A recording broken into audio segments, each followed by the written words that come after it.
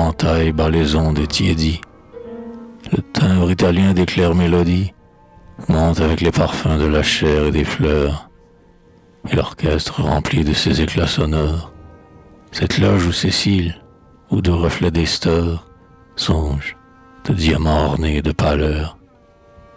Depuis 2 ans, pour mieux chasser de sa pensée l'étrange souvenir dont son âme est blessée, elle cherche le bruit des soirs parisiens. Mais, dans le lourd repos de ses fatigues veines, elle sent par instant lui monter dans les veines le regret généreux de ses effrois anciens. Et, blême pour jamais d'avoir été ravie, dans la mouvante horreur des confins de la vie, souvent, à la clarté triste des jours tombants, une délicieuse et mortelle tendresse se trouble amèrement en elle et l'intéresse à l'inconnu pensif sous les sveltes aubans. Au théâtre, ce soir, de diamants fleuris, elle regarde, mais sans voir, sa rêverie. Dans l'espace incertain flottant comme un parfum, en une volontaire et paisible démence, au gré des visions musicales commencent 1000 songes subtils sans en finir aucun. Et soudain, comme un arc se courbant en arrière, rigide, ses grands yeux révulsés, sans lumière, elle pousse un cri sourd dans sa gorge expirant.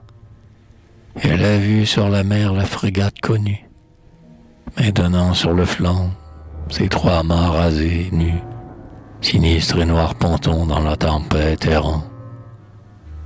Aux agrès amarrés sur l'avant qui se dresse, c'est lui, qu'elle voit coucher dans sa détresse. Seul, épuisé, mourant, il se soulève un peu et donne à la voyante un regard triste et tendre, un regard où l'on sent son âme se détendre dans la fière douceur d'un ineffable aveu.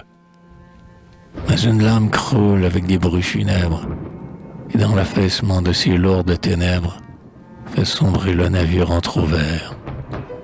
Dans la mer, le jeune homme au front pur descend. Il s'abandonne, et des algues lui font une glauque couronne. Elle, alors, avec lui, goûte le sel amer. Il a gagné, son lit pacifique repose, à l'abri des requins gloutons, le corail rose étend sur lui ses bras animés et fleuris.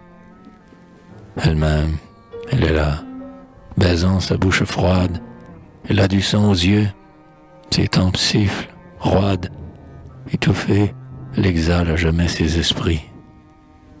Invisible lien, la frêle créature a péri sans effort, docile à la nature, le flacon dans ses doigts qui ne s'ouvriront plus, lui, la mort sur sa chair silencieuse étale, sa majesté funèbre et sa splendeur fatale, et la divine paix des destins révolus.